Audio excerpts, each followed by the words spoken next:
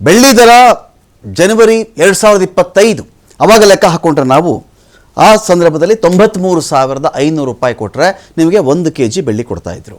ಹೋದ ವರ್ಷದ ಜನವರಿ ಬಗ್ಗೆ ನಾನು ಮಾತನಾಡ್ತಾ ಇದ್ದೀನಿ. ತೀರಾ ಜನವರಿಯಲ್ಲಿ ಇದೇ ಬೆಳ್ಳಿ ಎಷ್ಟಾಗಿತ್ತು ಅಂತ ಹೇಳಿದ್ರೆ, ಇದೇ ಬೆಳ್ಳಿ 1 kgಗೆ 4,12,000 ರೂಪಾಯಿ ಅಥವಾ 10,000 ರೂಪಾಯಿವರೆಗೂ ಹೋಗಿತ್ತು.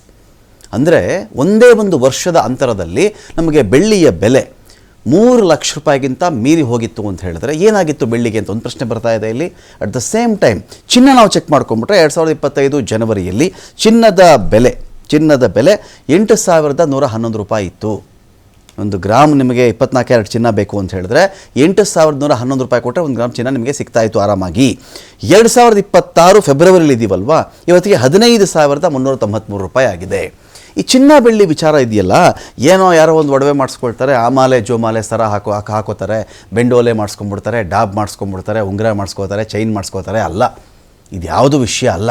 ಚಿನ್ನ ಬೆಳ್ಳಿ ಈ ಥರದ ಪ್ರಮುಖ ಲೋಹಗಳಿದೆಯಲ್ಲ, ಇವು ವಿಶ್ವದ ಆರ್ಥಿಕತೆಯನ್ನೇ ಅಲುಗಾಡಿಸಬಲ್ಲಂಥ ಸಾಮರ್ಥ್ಯ ಇರತಕ್ಕಂತಹ ಲೋಹದ ತುಣುಕುಗಳು.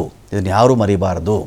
ದೊಡ್ಡ ದೊಡ್ಡ ಜಿಯೋಪಾಲಿಟಿಕಲ್ ವಾರ್ ನಾವು ನೋಡ್ತಾ ಇದ್ದೀವಲ್ವಾ, ಅವೆಲ್ಲವುಗಳು ಕೂಡ ಚಿನ್ನದ ಮೇಲೂ ಕಣ್ಣಿಟ್ಟಿವೆ, ರೇರ್ ಅರ್ತ್ ಮೆಟೀರಿಯಲ್ಸ್ ಮೇಲೂ ಕೂಡ ಕಣ್ಣಿಟ್ಟಿವೆ. ಅಪರೂಪದ ಭೂಮಿಯೊಳಗಿನ ಖನಿಜದ ನಿಧಿ ಇದೆಯಲ್ಲ, ಇದ್ರ ಬಗ್ಗೆ ಕೂಡ ಕಣ್ಣಿಟ್ಕೊಂಡೇ ವಿಶ್ವದ ರಾಜಕೀಯ ವಿದ್ಯಮಾನಗಳು ಜರುಗುವಂಥದ್ದು. ಇದರ ಮುಂದೆ ಚಿನ್ನ ಹಾಗಾದರೆ 10,000 ರೂಪಾಯಿ ಸಿಕ್ಕಿಬಿಡುತ್ತಾ, ಅಥವಾ ಇಯರ್ ಎಂಡ್ಗೆ ಮತ್ತೆ ಚಿನ್ನದ ಬೆಲೆ ಬೌನ್ಸ್ ಆಗುತ್ತಾ ಅಂತ ಕೆಲವರು 10,000ಕ್ಕೂ ಆಗಬಹುದು ಅಂತಾರೆ, 11,000 ಆಗಬಹುದು ಅಂತಾರೆ. ಸಾಮಾನ್ಯ ಚಿನ್ನ ಇಳಿಯಲ್ಲ ರೀ, ಅದೆಲ್ಲರಿ ಇಳಿಯುತ್ತೆ. ಟೀ ಬೆಲೆನ ಯಾರಾದರೂ ಒಂದು ಟೀ ಬೆಲೆನ 10 ರೂಪಾಯಿ ಇದ್ದಂಥ ಟೀನ 15 ರೂಪಾಯಿ ಮಾಡಿಬಿಟ್ರೆ ಟೀ ಬೆಲೆನೇ ಇಳಿಯಲ್ಲ, ಇನ್ನು ಚಿನ್ನ ಇಳಿಯುತ್ತೇನ್ರಿ? ಎಲ್ಲಾದರೂ ಕೇಳಿದ್ದೀರಾ ನೀವು? 15 ರೂಪಾಯಿ ಆಗಿತ್ತಪ್ಪ ಟೀ, ಆಮೇಲೆ ಹಾಲು ಬೆಲೆ ಕಡಿಮೆ ಮಾಡಿಬಿಟ್ರು, ಟೀ ಬೆಲೆ ಕೂಡ ಕಡಿಮೆ ಅಂದರೆ ಟೀ ಪುಡಿ ಬೆಲೆ ಕೂಡ ಕಡಿಮೆ ಆಗಿಬಿಡ್ತು, ಸಕ್ಕರೆ ಬೆಲೆನೂ ಕಡಿಮೆ ಆಗಿಬಿಡ್ತು, ಅಂಗಡಿಯವನು 15 ರೂಪಾಯಿ ಇದ್ದಂಥ ಟೀನ 5 ರೂಪಾಯಿ ಕೊಟ್ಟುಬಿಟ್ಟ. ಕೇಳಿದ್ದೀರಾ? ಯಾವತ್ತಾದರೂ ಕೇಳಿದ್ದೀವಾ? ನೋ.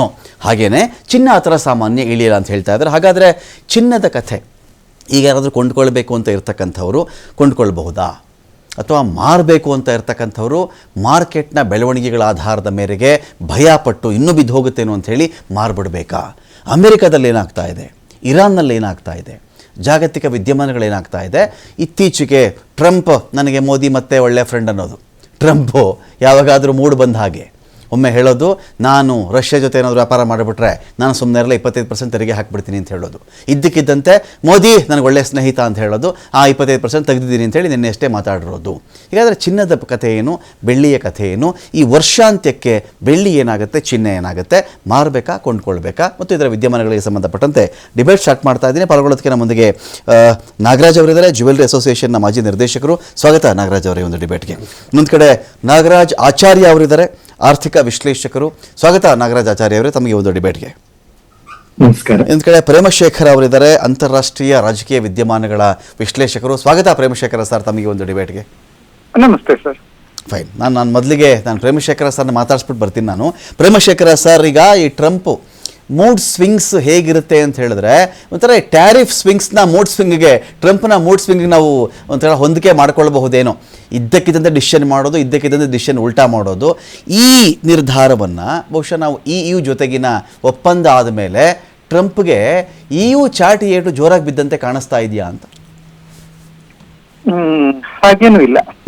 ಇನ್ಫ್ಯಾಕ್ಟ್ ಇದು ಟ್ರಂಪ್ ಈ ರೀತಿ ಅಂತ ಮೂಡ್ ಸ್ವಿಂಗ್ ರೀತಿ ಕಂಡ್ರುವೆ ಆತ ಒಂದು ಪ್ಲಾನ್ ಇಟ್ಟುಕೊಂಡೇ ಎಲ್ಲವನ್ನು ಮಾಡ್ತಾ ಇರೋದು. ಇನ್ಫ್ಯಾಕ್ಟ್ ಅದು ಅಂದ್ರೆ ನಮ್ಗದು ಗೊತ್ತಾಗೋದಿಲ್ಲ ಅಷ್ಟೇ, ಅದ್ರ ವಿರುದ್ಧವಾಗಿ ಮಾತಾಡ್ತಾನೆ ಆಕ್ಚುಲಿ ಮತ್ತೊಂದು ಕೆಲಸವನ್ನ ಆಪೋಸಿಟ್ ಇದನ್ನ ಮಾಡೋದು ಟ್ರಂಪ್ದು ಇದುವರೆಗಿನ ಅಭ್ಯಾಸವೇ ಆಗಿದೆ. ಅದನ್ನೇ ನಾವು ಕಳೆದ 1 ವರ್ಷದಿಂದನೂ ನಾವು ನೋಡ್ತಾನೆ ಇದ್ದೀವಿ. ಮತ್ತೆ ಆಕ್ಚುಲಿ ಈ ವಿಷಯದಲ್ಲಿ ಟ್ರಂಪ್ ಹೆದರೋದಕ್ಕಂತ ದೊಡ್ಡ ಕಾರಣ ಇಲ್ಲ. ಅಂತ ಹೇಳಿದ್ರೆ ನೋಡಿ, ಅಮೆರಿಕ ಮತ್ತೆ EU ಮಧ್ಯದ ಟ್ರೇಡ್ ಇದೆಯಲ್ಲ, ಅದು $2 ಟ್ರಿಲಿಯನ್ ಮೌಲ್ಯದ್ದು. ಇಂಡಿಯಾ EUದು ಜಸ್ಟ್ 130 ಬಿಲಿಯನ್ ಅಷ್ಟೇ. ಹೀಗಾಗಿ ಏನಾಗಿದೆ, ಈ ಒಂದು ಆಕ್ಚುಲಿ ಈ $130 ಬಿಲಿಯನ್ ಇಂಡಿಯಾ EU ಟ್ರೇಡ್ ಬೆಳೀತದೆ ಅಂತ ಹೇಳ್ತಾರೆ. ಅದನ್ನ ನೋಡುವ ನಾವು. ಅದರ ಆಧಾರದ ಮೇಲೆ ಆಕ್ಚುಲಿ ಟ್ರಂಪ್ $2 ಟ್ರಿಲಿಯನ್ ಮೊತ್ತದ ವ್ಯಾಪಾರ ವಹಿವಾಟು ಇರುವಂತ ಅಂದ್ರೆ ಯು ಜೊತೆನಲ್ಲಿ ಹೊಂದಿರುವಂತ ಅಮೆರಿಕ ಚಿಂತೆ ಮಾಡುವಂತ ಅಗತ್ಯ ಇಲ್ಲ. ಮತ್ತೆ ಇಲ್ಲಿ ಈ ಪ್ರೆಸೆಂಟ್ ಇದು ನಮ್ಮ ಅಂತ ಹೇಳಿದ್ರೆ ಈಗ ನಮ್ಮ ಒಪ್ಪಂದ ಆಯ್ತು, ಓಕೆ, ಅದು ನಿಜನೇ. ಇನ್ಫ್ಯಾಕ್ಟ್ ತೋಳ ಬಂತು ಅಂತ ಹೇಳ್ಕೊಂಡು ಕೊನೆಗೆ ತೋಳ ಬರ್ತಾನೆ ಇರ್ಲಿಲ್ಲ. ಅದಕ್ಕೆ ತೋಳ ನಿಜವಾಗ್ಲೂ ಬಂದಾಗ ಅದ್ರ ಬಗ್ಗೆ ಯಾರಿಗೂ ಆಸಕ್ತಿ ಇಲ್ಲ, ಆ ರೀತಿ ಇದೆ. ಎಕ್ಸಾಕ್ಟ್ಲಿ. ಮತ್ತೆ ಇದು ಸಹ ಈ ಒಪ್ಪಂದ ಇನ್ಫ್ಯಾಕ್ಟ್ ಆಕ್ಚುಲಿ ಬಹಳ ಹಿಂದೆ ಎಲ್ಲಾ ದೇಶಗಳಿಗೂ ಮೊದಲು ಜೂನ್ ನಲ್ಲಿ ಇಂಡಿಯಾ ಜೊತೆ ಆಗ್ಬೇಕಾಗಿತ್ತು. ಅಮೆರಿಕದ ಒಬ್ರು ಟ್ರೇಡ್ ರೆಪ್ರೆಸೆಂಟೇಟಿವ್ ಅಮೆರಿಕನ್ ಸೆನೆಟ್ ಅಲ್ಲಿ ಹೇಳಿದ ಪ್ರಕಾರ ಇಂಡಿಯಾ ಕೊಟ್ಟಂತ ಒಂದು ಆಫರ್ಗಳಿವೆಯಲ್ಲ, ಅದು ಬೆಸ್ಟ್ ಆಫರ್ ಆಗಿತ್ತಂತೆ. ಆದ್ರೆ ಟ್ರಂಪ್ ಮತ್ತೆ ಅದು ಇನ್ನೊಬ್ಬ ಮನುಷ್ಯ ಸ್ಕಾಟ್ ಬೆಸೆಂಟ್ ಅವರ ಒಂದು ಈಗೋದಿಂದಾಗಿ ಅದು ಡಿಲೇ ಆಯ್ತು ಅಷ್ಟೇ. ಹೀಗಾಗಿ ಮತ್ತೆ ಈಗಲೂ ಸಹ ಇದ್ರ ಬಗ್ಗೆ ನಾವು ದೊಡ್ಡದಾಗಿ ನಾವು ಹೇಳೋದಕ್ಕಾಗಲ್ಲ. ಯಾಕಂದ್ರೆ ಟ್ರಂಪ್ ಹೇಳಿದ್ದೇನೆ ನಿನ್ನೆ, ಮೋದಿ ಹೇಳಿದ್ದಾರೆ ರಷ್ಯಾದಿಂದ ತೈಲ ತಗೊಳ್ಳೋದಿಲ್ಲ ಅಂತ. ಆದ್ರೆ 1.5 ಅಂತದ್ದು ಮಿಲಿಯನ್ ಬ್ಯಾರಲ್ ಅನ್ನ ಎವ್ರಿ ಡೇ ಅಂತ ತಗೋತಾ ಇದೆಯಲ್ಲ, ಅದ್ರ ಕತೆ ಏನಾಗ್ತದೆ? ಹೀಗಾಗಿ ಅದು ಕ್ಲಿಯರ್ ಆಗೋವರೆಗೆ ಇದು 50% ಪಿನಿಟಿವ್ ಟ್ಯಾಕ್ಸ್ ಇದೆಯಲ್ಲ, ಅದು ಹೋಗುತ್ತೆ ಅಂತ ನಾವು ಗ್ಯಾರಂಟಿ. ಸರ್, ಇದು ಒಂಥರ ನಾನು ಹೊಡೆದಂಗ್ ಮಾಡ್ತೀನಿ ಅತ್ತಂಗ್ ಮಾಡು ಅನ್ನೋ ತರ ಕಥೆನಾ ಇದು? ಒಂದ್ ರೀತಿ ಹಾಗೇನೆ ಕಾಣ್ತಾ ಇದೆ. ಇನ್ಫ್ಯಾಕ್ಟ್ ಆಕ್ಚುಲಿ ಇಂಡಿಯಾವನ್ನ ಕಳ್ಕೊಬಾರದಂತ ಅಮೆರಿಕದ ಎಲ್ಲರೂ ಬೈದ ಮೇಲೆ ಟ್ರಂಪ್ ಕೊನೆಗೆ ಆಕ್ಚುಲಿ ಈ ಒಪ್ಪಂದಕ್ಕೆ ಬಂದಿದ್ದಾರೆ. ಅದರಿಂದ ಅಂದ್ರೆ ದೊಡ್ಡದೇನೋ ನಾವು ಎಕ್ಸ್ಪೆಕ್ಟ್ ಮಾಡೋಕ್ಕಾಗಲ್ಲ. ಆದ್ರೆ ಈ ಸೆನ್ಸಿಟಿವ್ ಇಂಡೆಕ್ಸ್ ಅಂತ ಏನಿದೆಯೋ ಅಥವಾ ಈ ಮಾರ್ಕೆಟ್ ಅಂತ ಏನಿದೆಯೋ ಅದು ಸಣ್ಣದಕ್ಕೂ ರಿಯಾಕ್ಟ್ ಮಾಡ್ತದೆ. ನಿನ್ನೆ ಅನೌನ್ಸ್ ಆದ ಕೂಡಲೇ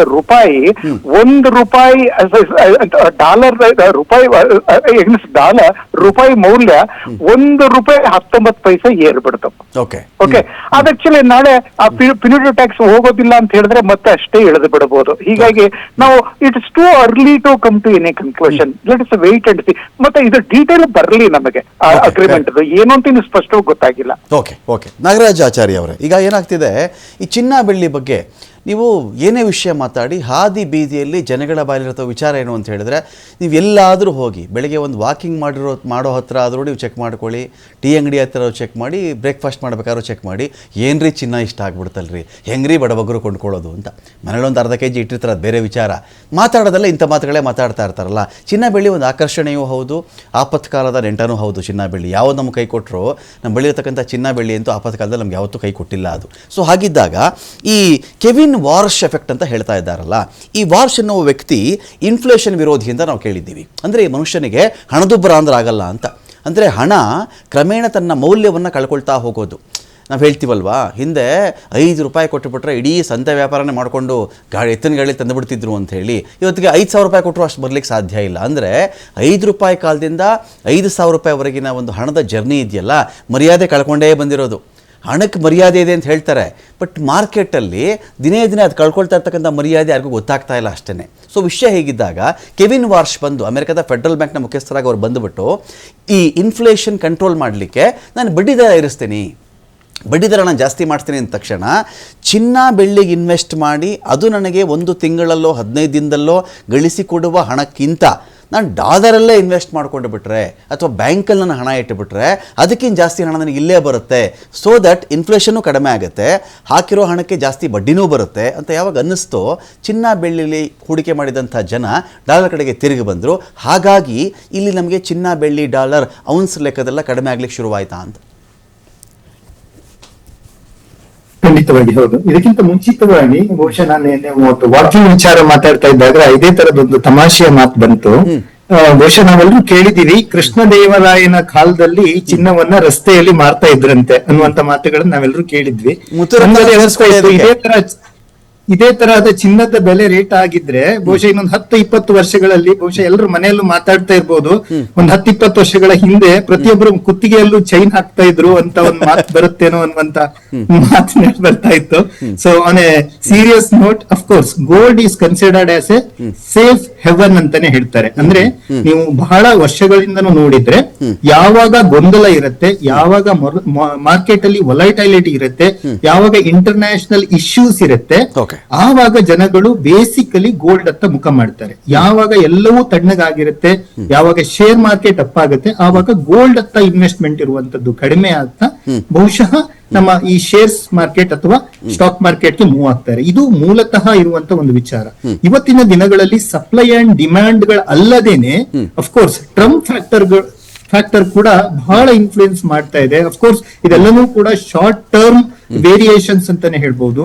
ಚಿನ್ನದ ವಿಚಾರಕ್ಕೆ ಬಂದ್ರೆ ನಾವು ಮುಖ್ಯವಾಗಿ 3 ಭಾಗಗಳಾಗಿ ವಿಭಾಗ ಮಾಡಬೇಕಾಗುತ್ತೆ. ಒಂದು ಅಲ್ಪಕಾಲಿಕ ಶಾರ್ಟ್ ಟರ್ಮ್, ಮತ್ತೆ long term, even mid term ಕೂಡ ಕೌಂಟ್ ಆಗುತ್ತೆ. ಅಫ್ಕೋರ್ಸ್ ಈ 2 ಭಾಗಗಳನ್ನ ನೋಡಿದಾಗ ಶಾರ್ಟ್ ಟರ್ಮ್ ಅಲ್ಲಿ ತುಂಬಾ ವೇರಿಯೇಷನ್ಸ್ ಇದೆ. ಇವತ್ತು no expert can precisely expect the gold rate ಏನಾಗಬಹುದು ನಾಳೆ ಅಥವಾ ಮುಂದಿನ ದಿನಗಳಲ್ಲಿ ಅನ್ನುವಂಥದ್ದನ್ನ ಯಾವ ಎಕ್ಸ್ಪರ್ಟ್ ಗಳು ಕೂಡ ಪ್ರಿಸೈಸ್ ಆಗಿ ನಿಖರವಾಗಿ ಹೇಳುವಂತಹ ಸಾಧ್ಯತೆ ಖಂಡಿತವಾಗಿ ಇಲ್ಲ. ಇದು ವೇರಿಯಸ್ ಫ್ಯಾಕ್ಟರ್ ಗಳ ಮೂಲಕ ವೇರಿಯೇಷನ್ಸ್ ಒಂದನ್ನ ಕ್ಯಾಲ್ಕುಲೇಷನ್ಸ್ ಮಾಡೋದ್ರ ಮೂಲಕ ಒಂದು ಗಣನೀಯವಾಗಿ ಒಂದು ಊಹೆಯನ್ನ ಒಂದು ಅನಾಲಿಸಿಸ್ ನ ಮಾಡಬಹುದಷ್ಟೇ ಹೊರತು ಈ ಪ್ರಸ್ತುತ ಸ್ಥಿತಿಯಲ್ಲಿ ನೋಡಿದಾಗ ಇನ್ಫ್ಲೇಷನ್ ರೇಟ್ ಏನಿದೆ ಕಳೆದ 1 ವರ್ಷದ ಅವಧಿಯಲ್ಲಿ ಆಗಿರುವಂತ ಬದಲಾವಣೆ ಯಾವಾಗ್ಲೂ ಕೂಡ ಈ ರೀತಿಯ ಚೇಂಜಸ್ ಆಗ್ಲಿಕ್ಕಿಲ್ಲ. ಸೊ ಹಾಗಾಗಿ ಇನ್ಫ್ಲೇಷನ್ ರೇಟ್ ಏನಿದೆ ನೀವು ಕಳೆದ 20-25 ವರ್ಷಗಳಿಗೆ ಹೋಲಿಕೆ ಮಾಡಿದಲ್ಲಿ gold is considered as a safest haven ಅಂತಾನೆ ಕನ್ಸಿಡರ್ ಆಗಿದೆ. ಅಫ್ಕೋರ್ಸ್ ಇನ್ಫ್ಲೇಷನ್ ನ ಬೀಟ್ ಮಾಡಿ ಒಂದು ರೇಟ್ ಅನ್ನ ಜಾಸ್ತಿ ಆಗ್ತಾ ಹೋಗ್ತಾ ಇದೆ. ಆ ನಿಟ್ಟಿನಲ್ಲಿ ಹೇಳಬೇಕು ಅಂದ್ರೆ ರಿಯಾಲಿಟಿ ಫೀಲ್ಡ್ ನಾಗರಾಜ್ ಅವರೇ, ರಿಯಾಲಿಟಿ ಫೀಲ್ಡ್ ರಿಯಾಲಿಟಿ ಫಾರ್ಮ್ ಅಥವಾ ರಿಯಾಲಿಟಿ ಫೀಲ್ಡ್ ಗಿಂತನೂ ಚಿನ್ನ ಸೇಫ್ ಹೆವನ್ ಅಂತ ಯಾರೋ ಜಮೀನ್ ಮೇಲೆ ದುಡ್ಡು ಹಾಕ್ತೀನಿ ಅಂತಾರೆ, ಸೈಟ್ ತಗೋತೀನಿ ಅಂತಾರೆ, ನಾನು ಫಾರ್ಮ್ ಲ್ಯಾಂಡ್ ತಗೊಂಡ್ಬಿಡ್ತೀನಿ ಅಂತ ಮಾತಾಡ್ತಾರಲ್ಲ, ಅದಕ್ಕಿಂತಲೂ ಚಿನ್ನ ಜಾಸ್ತಿ ಕೊಟ್ಟಿದೆ ಅಂತ ಕಾಣ್ತದೆ ಈ 365 ದಿನಗಳಲ್ಲಿ ಅಂತ. ಖಂಡಿತ ಕೊನೆಯ 1 ವರ್ಷಗಳ ಅವಧಿಯಲ್ಲಿ ನಿಮ್ಮ ಎಲ್ಲ ಫೀಲ್ಡ್ ಗಳಿಗಿಂತನೂ ಚಿನ್ನದ ರೇಟ್ ಏನಿದೆ, ಚಿನ್ನದ ಇನ್ಕ್ರಿಮೆಂಟ್ ಏನಿದೆ, ಬಹುಶಃ ಎಲ್ಲ ಫೀಲ್ಡ್ ಗಳನ್ನ ಎಲ್ಲ ಸೆಕ್ಟರ್ಗಳನ್ನ ಬೀಟ್ ಮಾಡಿ ಮುಂದೆ ಬಂದಿರುವಂತದ್ದು ಚಿನ್ನದ ರೇಟ್. ಹಾಗಾಗಿ ಈ ರೀತಿಯ ಟ್ರೆಂಡ್ ಏನಿದೆ ಇನ್ ಮುಂದೆ ಇರೋದಿಲ್ಲ. ಬಹುಶಃ ಯಾವಾಗ ಒಂದು ಸಮತೋಲನ ಬರುತ್ತೆ, ಈಗ ಗೋಲ್ಡ್ ಯುದ್ಧ ಆದಾಗ ಅಥವಾ ಇಂಟರ್ನ್ಯಾಷನಲ್ ಭಯ ಇದ್ದಾಗ ಬಹುಶಃ ಜನರು ಆದಷ್ಟು ಏನ್ ಮಾಡ್ತಾರೆ, ಸ್ಟಾಕ್ ಮಾರ್ಕೆಟ್ ಇಂದ ಜನರಲಿ ನೀವು ನೋಡಿದ್ರೆ ಸ್ಟಾಕ್ ಮಾರ್ಕೆಟ್ ಮತ್ತೆ ಗೋಲ್ಡ್ ಇನ್ವರ್ಸ್ ಅಲ್ಲಿ ಮೂವ್ ಆಗ್ತಾ ಇರುತ್ತೆ ಜನರಲಿ. ಸೊ ಹಾಗಾಗಿ ಏನಾಗುತ್ತೆ, ಈಗ ಸ್ಟಾಕ್ ಮಾರ್ಕೆಟ್ ಜನರಲಿ ಅಪ್ ಆದಾಗ ಗೋಲ್ಡ್ ಮಾರ್ಕೆಟ್ ಸ್ವಲ್ಪ ರೇಟ್ ಕಡಿಮೆ ಬರುತ್ತೆ ಅನ್ನುವಂಥದ್ದು ಒಂದು ನಮ್ಮ ಅನಾಲಿಸ್ಟ್ ಗಳ ಲೆಕ್ಕಾಚಾರ.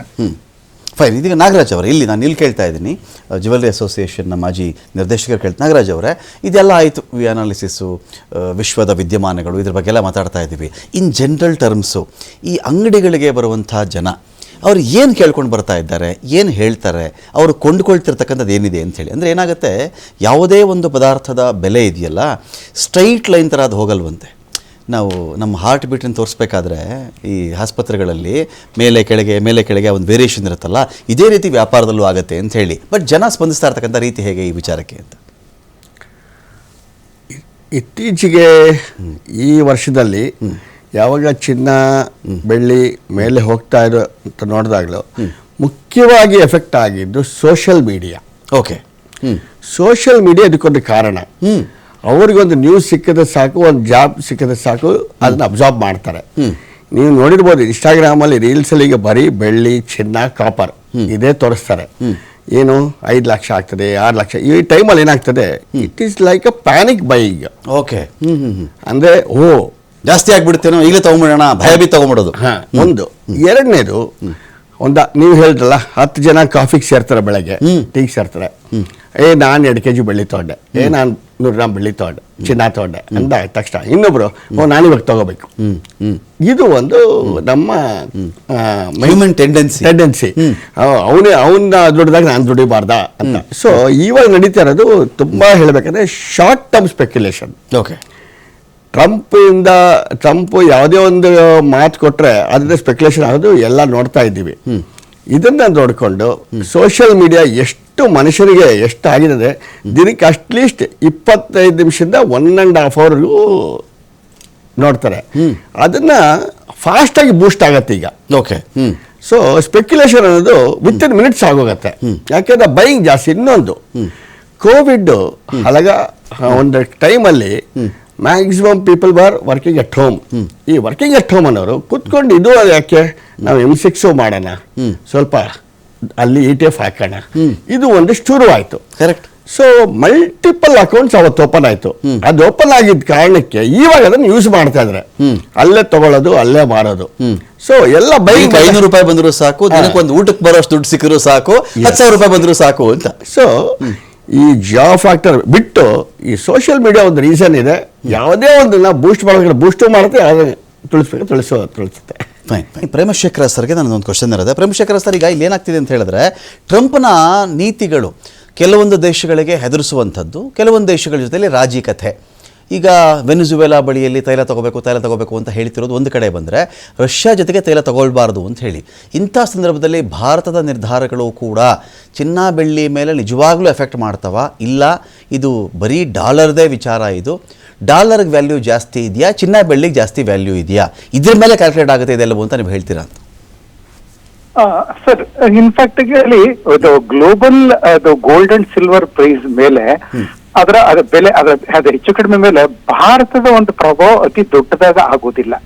ಓಕೆ, ನಮ್ಮಲ್ಲಿ ಡೊಮೆಸ್ಟಿಕ್ ಇದರಲ್ಲಿ ನಮ್ಮ ಚಿನ್ನ ಸಂಗ್ರಹ ಬಹಳ ದೊಡ್ಡದೇ ಇರಬಹುದು, ಆದ್ರೆ ನಮ್ಮ ಸರ್ಕಾರ ಹೊಂದಿರುವಂತ ರಿಸರ್ವ್ ಬ್ಯಾಂಕ್ ಹೊಂದಿರೋ ಚಿನ್ನ ಅಂತದೇನೋ ಇವನ್ ಚೈನಾ ಜರ್ಮನಿಗೆಲ್ಲ ಹೋಲಿಸಿದ್ರೆ ನಮ್ದು 830 ಇಂಥದ್ದು ಟನ್ಗಳು ಏನೋ ಅಷ್ಟೇ. ಇನ್ನು ಬೇರೆದಲ್ಲಿ 2,000, 3,000, 8,000 ಟನ್ ಇರುವಂತದ್ದು ಇದೆ. ಹೀಗಾಗಿ ನಮ್ದು ಅಂಥದ್ದನ್ನು ದೊಡ್ಡದಾಗೋದಿಲ್ಲ. ಆದ್ರೆ ಈ ಗ್ಲೋಬಲ್ ಟ್ರೆಂಡ್ ಇದೆಯಲ್ಲ, ಅದು ಖಂಡಿತ ಆಕ್ಚುಲಿ ಚಿನ್ನ ಮತ್ತು ಬೆಳ್ಳಿಯ ಬೆಲೆಯನ್ನ ಅತಿಯಾಗಿ ಇಳಿಸೋದಿಲ್ಲ. ಈಗ ಇಳಿದಿರೋದು ಅದೊಂದು ಟೆಂಪರರಿ ಫಿನಾಮಿನಾ ಅಷ್ಟೇ.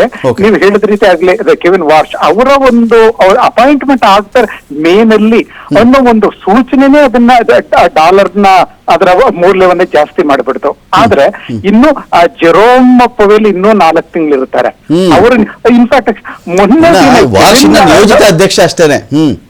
ಎಕ್ಸಾಕ್ಟ್ ಕೆವಿನ್ ವಾರ್ಶ್ ಅವರ ಇದನ್ನ ಅಪಾಯಿಂಟ್ ಮಾಡ್ತೀನಿ ಅಂತ ಟ್ರಂಪ್ ಘೋಷಣೆ ಮಾಡೋ ಹಿಂದಿನ ದಿನಾನೇ ಜೆರೋಮ್ ಪೊವೆಲ್ ಅವರು ನಾವು ಯಾವುದೇ ಇಂಟ್ರೆಸ್ಟ್ ನ ಜಾಸ್ತಿ ಕಡಿಮೆ ಮಾಡೋದಿಲ್ಲ, 3.5 ಏನೋ ಇದೆ, ಅದನ್ನ 1% ಇಳಿಸಿದ್ರಂತ ಡಿಸಿಷನ್ ತಗೊಂಡ್ರು. ಇನ್ನು ಆಕ್ಚುಲಿ ಮೇ ತಿಂಗಳಲ್ಲಿ ಮೇ ನಂತರ ಇದು ಕೆವಿನ್ ವಾರ್ಶ್ ಬಂದು ಅದನ್ನ 1% ಇಳಿಸ್ತಾರೆ ಆಗ ಅಂತ ಅಂದ್ಕೊಂಡು ಸ್ಪೆಕ್ಯುಲೇಷನ್, ಅದು ಸೆನ್ಸಿಟಿವ್ ಇಂಡೆಕ್ಸ್ ನೋಡಿ ಅದು ಪ್ರತಿಯೊಂದು ರಿಯಾಕ್ಟ್ ಮಾಡ್ತದೆ. ಅದು ಅದು ಅದರಿಂದ ಆಕ್ಚುಲಿ ಡಾಲರ್ ಬೆಲೆ ಅದರ ಮೌಲ್ಯ ಜಾಸ್ತಿ ಆಗಿರ್ಬೋದು, ಆದ್ರೆ ಇದು ಜಾಸ್ತಿನೂ ಉಳ್ಕೊಳ್ಳೋದಿಲ್ಲ. ಯಾವ ಕಾರಣಕ್ಕಾಗಿ ಅಂತ ಹೇಳಿದ್ರೆ, ಇನ್ನು ಬೆಳ್ಳಿನ ಫಸ್ಟ್ ಹೇಳೋದಾದ್ರೆ ಅದು ಇವಾಗ ಒಂದು ಸಂಬಂಧ ಮೆಟಲ್, ಅಲಂಕಾರಿಕ ಮೆಟಲ್ ಅಂತಾಗಿ ಉಳ್ಕೊಂಡಿಲ್ಲ. ಅದೀಗ ರೇರ್ ಅರ್ತ್ ಮೆಟೀರಿಯಲ್ ಅನ್ನೋ ಒಂದು ಸ್ಥಾನಕ್ಕೆ ಅದು ಬಂದುಬಿಟ್ಟಿದೆ. Point number 1. ಎರಡನೇದು, ಜರ್ಮನಿ ಸಹ ಅಮೆರಿಕಾದಿಂದ ತಾನಿಟ್ಟಿರುವಂತ ಗೋಲ್ಡ್ ಅನ್ನ ವಾಪಸ್ ತಗೋತಾ ಇದೆ. ಅಂದ್ರೆ ಮತ್ತೆ ಅಮೆರಿಕನ್ ಟ್ರೆಜರಿ ಬಾಂಡ್ ಅಲ್ಲಿ ಇವನ್ ಇಂಡಿಯಾ ಸಹ ಎಸ್ಪೆಷಲಿ $50 ಬಿಲಿಯನ್ ಕನ್ವರ್ಟ್ ಮಾಡ್ಕೊಂಡಿದೆ ಚಿನ್ನಕ್ಕೆ. ಹೀಗಾಗಿ ಡಾಲರ್ ಮೇಲಿನ ನಂಬಿಕೆ ಕಡಿಮೆ ಆಗ್ತಾನೇ ಹೋಗುತ್ತದೆ. ಇದು ಆಕ್ಚುಲಿ ಅದು ಕೆಲವು ದಿನಗಳಷ್ಟೇ ಇದು ಒಂಥರ ಟೆಂಪರರಿ ಫಿನಾಮಿನಾ. ಇದು ಅದ್ರ ಮೌಲ್ಯ ಜಾಸ್ತಿ ಆಗಿರೋದು ಕಡಿಮೆ ಆಗ್ತಾನೆ ಹೋಗ್ತದೆ. ಚಿನ್ನದ ಮೇಲಿನ ಅವಲಂಬನೆ, ಅದ್ರ ಮೇಲಿನ ಡಿಫೆನ್ಸ್, ಅದು ವಿಶ್ವಾಸ ಜಾಸ್ತಿನೇ ಆಗ್ತಾನೆ ಹೋಗ್ತದೆ. ಈಗ ಚಿನ್ನದ ಬೆಲೆ ಮತ್ತೆ ಖಂಡಿತ ಏರೇ ಇರ್ತದೆ. ನಾವು ಆಗ್ಲೇ ಹೇಳಿದ ರೀತಿ ಈ ಸಮಯ ನೋಡಿ ಕೆಲವರು ಓಕೆ ಕೊಂಡ್ಕೋಬಹುದು, ಕೊಂಡ್ಕೊಂಡು ಇಟ್ಕೊಂಡವ್ರಿಗೆ ಲಾಭ ಆಗೋದು ಗ್ಯಾರಂಟಿ. ಇದು this phenomena cannot be reversed. But ಈಗ ಪ್ರೇಮಶೇಖರ ಸರ್, ಈ ಬೆಳ್ಳಿ ಇದೆಯಲ್ಲ, ಚಿನ್ನದ ಈ ಕಥೆ ಆಯ್ತು, ಇದು ಒಪ್ಪೋಣ. ಯಾವತ್ತು ಚಿನ್ನ ಯಾರಿಗೂ ಅಂತ ದೊಡ್ಡ ಪಾತಾಳಕ್ಕಂತೂ ಕುಸ್ತಿವಂತೆ ಮಾಡಿಲ್ಲ. ಈ ಬೆಳ್ಳಿ ಇತಿಹಾಸದಲ್ಲಿ 2-3 ಸಲ ಇಂಥ ಕೆಲಸ ಮಾಡ್ಬಿಟ್ಟಿದೆ. ಇದು ತುಂಬಾ ಆಸೆ ತೋರಿಸಿ ಗುಂಡಿಗೆ ಬೀಳಿಸಿರ್ತಕ್ಕಂಥ ಕೆಲಸ. ಹಿಂದೆ ಕೂಡ ಜನಸಾಮಾನ್ಯರು ಕೊಂಡ್ಕೊಳ್ಳೋದು ಬಿಟ್ಬಿಡಿ, ಅಂಗಡಿಯವರೇ ಬೆಳ್ಳಿ ಕೊಂಡ್ಕೊಂಡ್ಬಿಟ್ಟಿದ್ರು. ಗಟ್ಟಿಗಳು ತೆಗೆದುಕೊಂಡು ಜಾಸ್ತಿ ಆಗುತ್ತೆ ಅಂತ ಹೇಳಿ ಆಲ್ ಆಫ್ ಸಡನ್ ಡ್ರಾಪ್ ಆಗುತ್ತಲ್ಲ ನೋಡಿ. ಚಿನ್ನ ಡ್ರಾಪ್ ಆಗಿದ್ದಕ್ಕೂ ಬೆಳ್ಳಿ ಡ್ರಾಪ್ ಆಗಿದ್ದು ನಾವು ಕಂಪೇರ್ ಮಾಡ್ಕೊಂಡ್ಬಿಟ್ರೆ ಬೆಳ್ಳಿದ ದೊಡ್ಡ ಆಘಾತ. ಎಲ್ಲಿ 4,10,000, ಎಲ್ಲಿ 2.5 ಲಕ್ಷ, ಆನಂತರ ಬಂದು 3 ಲಕ್ಷಕ್ಕೆ ಸ್ಟೇಬಲ್ ಆಗಿ ಸ್ವಲ್ಪ ಒಂದು ಸ್ಟೇಬಲ್ ತೋರಿಸ್ತಾ ಇದೆಯಲ್ಲ, ಇದ್ರ ಕಥೆ ಏನು ಅಂತ? ಸರ್, ಹಿಂದೆ ಬೆಳ್ಳಿ ಆ ರೀತಿ ಮೇಲೆ ಕೆಳಗೆ ಓಡಾಡಿರ್ಬೋದು. ಈಗ ಅದನ್ನ ಆ ರೀತಿ ದೊಡ್ಡ ಪ್ರಮಾಣದಲ್ಲಿ ಆಗೋದಿಲ್ಲ. ಯಾಕಂದ್ರೆ ನಾನು ಅವಾಗಲೇ ಹೇಳಿದ ರೀತಿ ಇವಿಗಳಿಗೆ ಬೇಕಾಗುತ್ತೆ ಬೆಳ್ಳಿ ಅಂತ. ಬೆಳ್ಳಿಯ ಸ್ಟೇಟಸ್ಸೇ ಬದಲಾಗಿದೆ. ಈ ಕಾರಣಕ್ಕಾಗಿ ಅದನ್ನ ಅದಕ್ಕೆ ಡಿಮ್ಯಾಂಡು ಜಾಸ್ತಿ ಆಗ್ತದೆ. ಇನ್ಫ್ಯಾಕ್ಟ್ ರಿಸರ್ವ್ ಬ್ಯಾಂಕ್ಗಳು, ಬೇರೆ ದೇಶಗಳ ಸೆಂಟ್ರಲ್ ಬ್ಯಾಂಕ್ಗಳು ಅದರ ಸಂಗ್ರಹಣ ಮಾಡ್ಕೋತಾ ಇರೋದ್ರಿಂದ, ಮುಖ್ಯವಾಗಿ ಚೈನಾ ಆ ವಿಷಯದಲ್ಲಿ ದೊಡ್ಡ ಪ್ರಮಾಣದಲ್ಲಿ ಒಂದು ಯೋಜನೆಗಳು ರೂಪಿಸ್ತಾ ಇರೋದ್ರಿಂದ ಬೆಳ್ಳಿಯ ಬೆಲೆ ಅಂತ ಅದ್ರ ಡಿಮ್ಯಾಂಡ್ ಜಾಸ್ತಿ ಆಗ್ತದೆ, ಅದ್ರ ಬೆಲೆ ಅಂತೂ ಕಡಿಮೆ ಆಗೋದಿಲ್ಲ. ಈಗಾಗಿರೋದು ಜಸ್ಟ್ ಟೆಂಪರರಿ ಸರ್. ಓಕೆ. ನಾಗರಾಜಾಚಾರ್ಯ ಅವರೇ, ನೋಡಿ, ಚೀನಾ ವಿಶ್ವದಲ್ಲೇ ಒಂದು ಪ್ರಮುಖವಾಗಿರತಕ್ಕಂಥ ಬೆಳ್ಳಿ ಉತ್ಪಾದನಾ ದೇಶ ಅದು, ಅದರಲ್ಲಿ ಯಾರು ಅಲಗಳೆಯುವಂತಿಲ್ಲ ಅಂತ ದೊಡ್ಡ ನಿಕ್ಷೇಪಗಳೇ ಚೀನಾ ಬಳಿಯಲ್ಲಿ ಇವೆ. ಜನವರಿ 2026ರಿಂದ ಚೀನಾ ಏನು ಮಾಡ್ತು, ಬೆಳ್ಳಿ ರಫ್ತಿನ ಮೇಲೆ ಕಟ್ಟುನಿಟ್ಟಿನ ನಿರ್ಬಂಧ ಹಾಕೊಂಡ್ಬಿಡ್ತು. ಯಾವಾಗ ಎಲೆಕ್ಟ್ರಾನಿಕ್ ವೆಹಿಕಲ್ ಒಂದು ಕಾರ್ಗೆ ಬೇಕು ಅಂದರೆ, ಎಲೆಕ್ಟ್ರಾನಿಕ್ ವೆಹಿಕಲ್ಗೆ 50 ಗ್ರಾಮ್ ಬೆಳ್ಳಿ ಬೇಕು ಅಂತ ಆಯಿತು, ಅದೇ ಅದು ಸ್ವಯಂ ನಿರ್ಬಂಧ ಹಾಕೊಂಡ್ಬಿಡ್ತು. ನಾನಂತೂ ರಫ್ತು ಮಾಡಲ್ಲ, ನನ್ನಲ್ಲೇ ಇಟ್ಕೊಳ್ತೀನಿ, ನನ್ನ ಕಾರ್ಗಳಿಗೆ ಬೇಕಾಗುತ್ತೆ ಇದು ಅಂತ ಹೇಳಿ. ಬರೀ ಕಾರ್ ಅಂತಲ್ಲ, ಬೇರೆ ಬೇರೆ ಎಲೆಕ್ಟ್ರಾನಿಕ್ ಉಪಕರಣಗಳಲ್ಲಿ ಕೂಡ ಬೆಳ್ಳಿ ಬಳಕೆ ಆಗ್ತಾ ಇದೆ ಅಂತ ಹೇಳಿ. ಇದಾದ ಮೇಲೆ ಬೆಳ್ಳಿ ಕಥೆನೇ ಬೇರೆ ಆಯಿತು. ಈಗ ಮೆಕ್ಸಿಕೋ, ಲ್ಯಾಟಿನ್ ಅಮೆರಿಕಾ ಪ್ರದೇಶಗಳಲ್ಲಿಯೂ ಕೂಡ ಚೀನಾದ ಕಂಪನಿಗಳ ಒಂದು ಆಟ ಇದೆ. ಅಲ್ಲಿರ್ತಕ್ಕಂಥ ಅತಿ ಹೆಚ್ಚಿನ ಬೆಳ್ಳಿ ನಿಕ್ಷೇಪಗಳನ್ನು ಚೀನಾ ಕಂಪನಿ ಕಂಟ್ರೋಲ್ ಮಾಡ್ತಾ ಇದೆ. ಹೀಗಾಗಿ ಜಾಗತಿಕ ಮಾರುಕಟ್ಟೆಯಲ್ಲಿ ಬೆಳ್ಳಿಯ ಬೆಲೆ ಏರಿಕೆಗೂ ಒಂದು ಕಾರಣ ಆಯಿತು ಅಂತ ಹೇಳಿ. ಅಟ್ ದ ಸೇಮ್ ಟೈಮ್ ಈಗ ಯಾಕಪ್ಪ ಹಿಂಗೆ ಡ್ರಾಪ್ ಆಯಿತು ಅಂತ ನೋಡಿದ್ರೆ, ಈ ಶಾರ್ಟ್ ಸೆಲ್ಲರ್ಗಳು ಶುರುವಾದರು ಬೆಳ್ಳಿ ವಿಚಾರದಲ್ಲಿ. ಯಾರೇ ಸ್ಟೋರ್ ಮಾಡ್ಕೊಂಡಿದ್ರು, ಯಾಕೋ ಬಿದ್ದು ಹೋಗ್ತಿದ್ಯಪ್ಪ ಅಂದಾಗ ಇಟ್ಕೊಳ್ಳೋಕೆ ಇಷ್ಟಪಡಲ್ಲ. ಈಗ ಇವತ್ತು 400 ರೂಪಾಯಿ ಇದೆ, ನಾಳೆ 380 ಆಗಿಬಿಡುತ್ತೆ, ನಾಳೆ 300 ರೂಪಾಯಿ ಆಗಿಬಿಡುತ್ತೆ ಅಂದಾಗ ಈಗಲೇ ಮಾರಿಬಿಡೋಣ. ಅಕಸ್ಮಾತ್ 200ಕ್ಕೆ ಡ್ರಾಪ್ ಆಯಿತಾ, 180ಕ್ಕೆ ಡ್ರಾಪ್ ಆಯಿತಾ, ಮತ್ತೆ ಕೊಂಡ್ಕೊಂಡ್ರಾಯಿತು. ಈಗ 2 ಗ್ರಾಮ್ ತೊಗೊಂಡಿರೋದು ನಾನು, ಅವಾಗ ಈಗ 1 ಗ್ರಾಮು ಇದೇನು ಬಂದಿದ್ದಿಲ್ಲ, ಆಮೇಲೆ ನನಗೆ 2 ಗ್ರಾಮ್ ಸಿಗುತ್ತೆ ಅಂತ ಲೆಕ್ಕಾಚಾರ ಹಾಕಿರಬಹುದಲ್ವಾ ಅಂತ.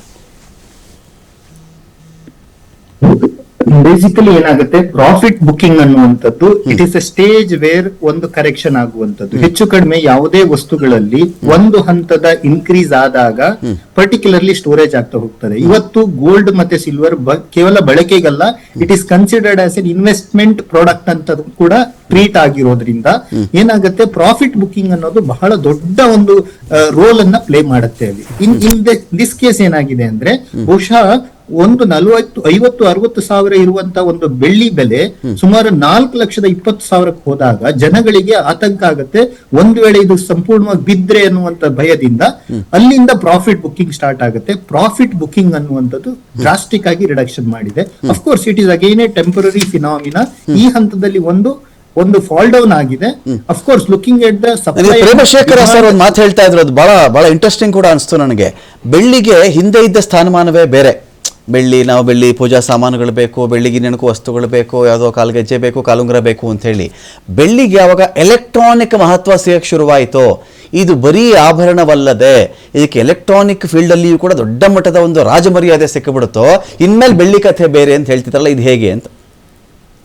ಹೌದು, ಏರ್ಪೋರ್ಟ್ ರೋಡ್ ಅಲ್ಲಿ ಬಹುಶಃ ರೈತರಿಗೆ ಒಂದ್ಸಲ ಏರ್ಪೋರ್ಟ್ ಬಂದಾಗ ಹೇಗೆ ಲ್ಯಾಂಡ್ ರೇಟ್ ಬಂತು, ಅದೇ ರೀತಿ ಬಹುಶಃ ಇದೊಂದು ಬೆಳ್ಳಿಯ ರಿಕ್ವೈರ್ಮೆಂಟ್ ಕೂಡ ಅದೇ ರೀತಿಯ ಇನ್ಕ್ರಿಮೆಂಟ್ ಆದಂಗೆ ಆಯ್ತು. Of course this is the situation. ಹಾಗಾಗಿ ಇಲ್ಲಿ ಏನಾಗುತ್ತೆ, ಈ ಬೆಳ್ಳಿಯ ರೇಟ್ ಈ ತರ ಬರುವಂತದ್ದು ಯಾರಿಗೂ ಕೂಡ ಎಕ್ಸ್ಪೆಕ್ಟೇಷನ್, ಒಂದು ಊಹೆ ಕೂಡ ಇರ್ಲಿಲ್ಲ. ಯಾವಾಗ ಅದು ಇಂಡಸ್ಟ್ರಿಯಲ್ ರಿಕ್ವೈರ್ಮೆಂಟ್ ಗೆ ಫಿಟ್ ಇನ್ ಆಯ್ತು, ಅದರ ಡಿಮಾಂಡ್ ಏನು ಬರ್ಲಿಕ್ಕೆ ಸ್ಟಾರ್ಟ್ ಆಯ್ತು, ಆ ನಂತರ ತಿರುಗಿ ನೋಡಿದ್ದೇ ಇಲ್ಲ. ರೇಟ್ ಅನ್ನುವಂಥದ್ದು ಸುಮಾರು 1 ಲಕ್ಷದಿಂದ 4 ಲಕ್ಷಕ್ಕೂ ಮೀರಿ ಹೋಗಿರುವಂತದ್ದು ಬಹುಶಃ ಯಾರು ಕೂಡ ಊಹೆ ಮಾಡಿರ್ಲಿಲ್ಲ ಅಂತ ಒಂದು ನೈಜವಾದ ಸ್ಥಿತಿ ಬಂತು. ಬಟ್ ಪ್ರಾಫಿಟ್ ಬುಕಿಂಗ್ ಏನಾಯ್ತು, ಜನಗಳು ಯಾವಾಗ ಇದರ ಪ್ರಾಫಿಟ್ ಬುಕಿಂಗ್ ಬಂತು, ಸೇಲ್ ಮಾಡೋದಕ್ಕೆ ಸ್ಟಾರ್ಟ್ ಮಾಡಿದಾಗ ಬಹುಶಃ ಅದು ಫಾಲ್ ಡೌನ್ ಆಗಿದೆ. ಅಗೇನ್ ನಾನು ಆಗ್ಲೇ ಹೇಳಿದಾಗೆ ಇದು it is a temporary phenomena. Of course long run ಅಲ್ಲಿ ಸಪ್ಲೈ ಮತ್ತೆ ಡಿಮಾಂಡ್ ಈ ಒಂದು ಪರಿಸ್ಥಿತಿಯಲ್ಲಿ ನೋಡಿದಾಗ ಗೋಲ್ಡ್ ಸಿಲ್ವರ್ ರೇಟ್ ಅಂತೂ ಡೆಫಿನೆಟ್ ಆಗಿ 5 ಲಕ್ಷದ ಒಂದು ದೊಡ್ಡದಾದ ರೀಸನೇಬಲ್ ಟಾರ್ಗೆಟ್ ರೀಚ್ ಆಗುವಂತ ಎಲ್ಲ ನಿರೀಕ್ಷೆಗಳು ಕೂಡ ಆರ್ಥಿಕ ವಲಯದಲ್ಲಿ ಇರುವಂತದ್ದು. ಫೈನ್. ಇನ್ನು ಈ ಕಡೆ ನಾಗರಾಜ್ ಅವರೇ, ನಾನು ನಿಮ್ಮನ್ನೊಂದು ಪ್ರಶ್ನೆ ಕೇಳಬೇಕಾಗಿತ್ತು. ಈಗ ನೀವು ಸೋಷಿಯಲ್ ಮೀಡಿಯಾ, ರೀಲ್ಸು ಎಲ್ಲ ಹೇಳ್ತಾ ಇದ್ದೀರಿ. ನಿಮ್ಮ ಆ ಮಾತನ್ನು, ಥಾಟನ್ನು ಪೂರ್ತಿ ಗೌರವಿಸ್ತಾನೆ ಒಂದು ಪ್ರಶ್ನೆ ಕೇಳ್ತೀನಿ. ಇವತ್ತಿಗೆ ಈ ಸೋಷಿಯಲ್ ಮೀಡಿಯಾ ಏನಾಗಿದೆ, ನೀವಾಗಲೇ ಹೇಳ್ತಾ ಇದ್ರಿ, ಯಾರನ್ನು ಬೇಕಾದರೂ ಸ್ಟಾರ್ ಮಾಡಿಬಿಡುತ್ತೆ, ಯಾರನ್ನು ಬೇಕಾದರೂ ಪಾತಾಳ ತಳ್ಳಿಬಿಡುತ್ತದು, ಒಂದಿನ ಪೂರ್ತಿ ಚಿನ್ನನ ಅಟ್ಟಕ್ಕೂ ಏರಿಸುತ್ತದು, ಚಿನ್ನನ ಕೆಳಗಡೆನೂ ತಳ್ಳುತ್ತದು ಅಂತ ಹೇಳಿ. ಪಾಯಿಂಟ್ ಏನು ಅಂತ ಹೇಳಿದ್ರೆ, ಇವತ್ತು ಒಬ್ಬ ವ್ಯಕ್ತಿ ಅಂತ ಹೇಳಿದ್ರೆ ಸೋಷಿಯಲ್ ಮೀಡಿಯಾದಲ್ಲಿ ಆತನ ಪ್ರೆಸೆನ್ಸ್ ಏನು, ಅವನಿಗೆ ಎಷ್ಟು ಲೈಕ್ ಬರ್ತಿದೆ, ಅವನಿಗೆ ಎಷ್ಟು ಕಮೆಂಟ್ಸ್ ಬರ್ತಾ ಇದೆ, ಆ ಕಮೆಂಟ್ಗಳಿರ್ತಕ್ಕಂಥ ಗುಣಮಟ್ಟನೂ ಅಲ್ಲ, ಲೈಕಲ್ಲಿ ಎಷ್ಟು ಮಹತ್ವಪೂರ್ಣ ವ್ಯಕ್ತಿಗಳು ಅವನನ್ನು ನೋಡಿ ಅವನನ್ನು ಅವಲೋಕಿಸಿದ್ದಾರೆ, ಆನಂದಿಸಿದ್ದಾರೆ, ಅವನ ಜ್ಞಾನವನ್ನು ಅಳೆದಿದ್ದಾರೆ, ಅದೂ ಅಲ್ಲ, ನಂಬರ್ ಅಷ್ಟೇ. 1000 ಲೈಕ್ ಒಂದು ಕಡೆ, 100 ಲೈಕ್ ಒಂದು ಕಡೆ ಇದ್ದರೆ 1000 ಜಾಸ್ತಿ ಫೇಮಸ್ ಅಂತ ಹೇಳಿ. ಅವನಿಗೆ ಹಾರ ತುರಾಯಿ, ಮೆರವಣಿಗೆ, ನೂಕುನುಗ್ಲು, ಪೊಲೀಸು, ಸೆಕ್ಯೂರಿಟಿ, ಅವನ ಅದ್ಭುತ, ಅವನು ಪರಾಕ್ರಮಿ, ಅವನು ಬಿಟ್ಟರಿಲ್ಲ ಅಂತ ಹೇಳಿ. ಸೊ ಹೀಗಿದ್ದಾಗ ಈ ಚಿನ್ನ ಬೆಳ್ಳಿ ಮಾರ್ಕೆಟಿಂದ ಅಂದರೆ ಎಕ್ಸೆಪ್ಷನ್ ಮಾಡೋಕ್ಕಾಗಲ್ಲ ಅಲ್ವಾ, ಅದನ್ನ ಆಚೆ ಇಡೋಕ್ಕಾಗಲ್ವಲ್ಲ ಅಂತ. ನಿಮ್ಮ ಪ್ರಶ್ನೆ ಬೇರೆದಕ್ಕೂ ಚಿನ್ನ ಬೆಳ್ಳಿಗೂ ಸಂಬಂಧ ಬೇರೆ. ಇಲ್ಲಿ ಹಣದ ವಿಷಯ ಬರ್ತದೆ, ಬರೀ ಲೈಕ್ಸ್ ಅಲ್ಲ. ಇಲ್ಲಿ ದುಡ್ಡು ಮಾಡಲಿಕ್ಕೆ ಒಂದು ಎನರ್ಜಿ ಕೊಡ್ತಾರೆ, ತಗೊಳ್ಳಿ ಜಲ್ದಿ ತಗೊಳ್ಳಿ, ಇವತ್ತು ತಗೊಳ್ಳಿ. ಅದರಲ್ಲಿ ನೀವು ನೋಡಿರ್ಬೋದು, ಕೆಲವರು ಬೆಳಗ್ಗೆ ಒಂದು ರೇಟ್ ಇತ್ತು, ಮಧ್ಯಾಹ್ನ ಒಂದು ರೇಟ್ ಇತ್ತು, ಸಾಯಂಕಾಲ ಒಂದು ರೇಟ್ ಇತ್ತು, ಹಿಂಗೆ ಓಡ್ತಾ ಇದೆ ಅಂತ. ಇದನ್ನ ಮಾಡಿದಾಗ ಏನಾಗ್ತದೆ, ಫಿಸಿಕಲ್ ಟ್ರೇಡಿಂಗಿಂತ ಆನ್ಲೈನ್ ಟ್ರೇಡಿಂಗ್ ಜಾಸ್ತಿ ಆಗ್ಬಿಡ್ತದೆ. ಓಕೆ, ಫಿಸಿಕಲ್ ಟ್ರೇಡಿಂಗ್ ನೀವು ಹಣ ತಗೊಂಡ್ಬಂದು ಟೇಬಲ್ ಕೊಟ್ಟು ತಗೊಳ್ಳೋ ಅಷ್ಟರಿಗೆ ಟೈಮು. ಅಷ್ಟರಲ್ಲಿ ಇವ್ರೇನ್ ಮಾಡ್ತಾರೆ, ಹೌದಪ್ಪ ಅಂಗಡಿಗೆ ಬರೋದೇ ಬೇಡ, ಹೋಗೋದೇ ಬೇಡ.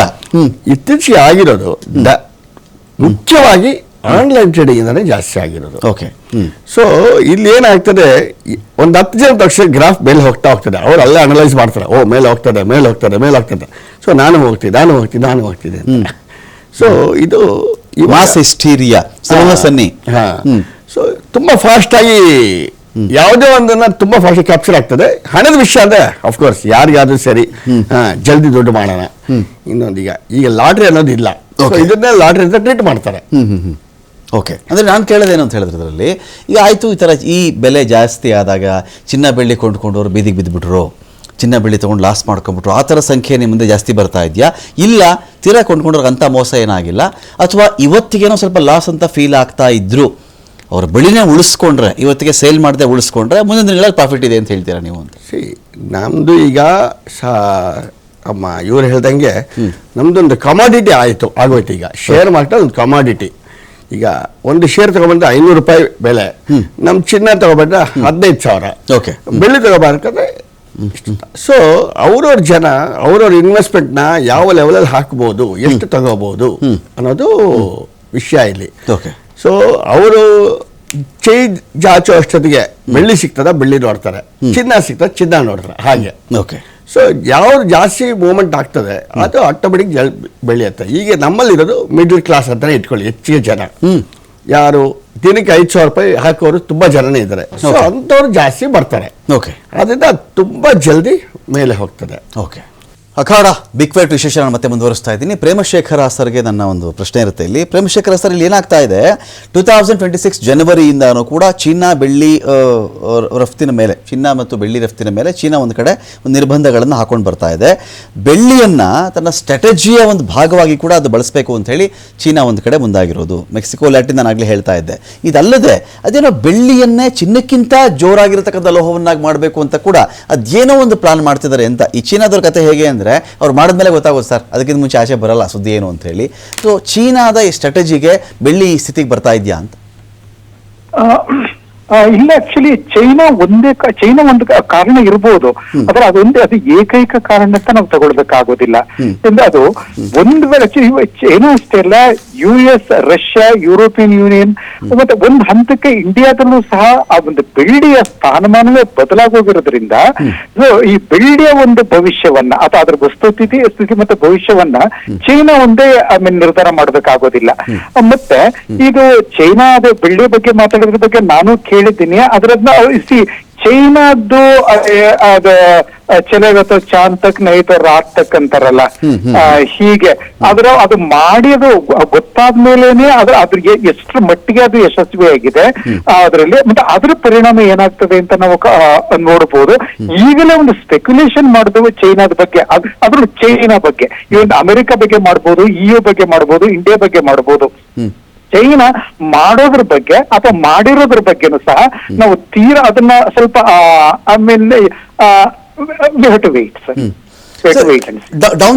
ಡೌನ್ ದ ಲೈನ್ ಚಿನ್ನ ವಿಚಾರಕ್ಕೆ ಸಂಬಂಧಪಟ್ಟಂತೆನೆ ಚಿನ್ನದ ಪ್ರಯಾರಿಟಿಗಳು ಬಹಳ ಚೇಂಜಸ್ ಆಗ್ತಾ ಇದೆಯಾ ಎಲ್ಲ ಕಡೆಗಳಲ್ಲಿಯೂ ಕೂಡ?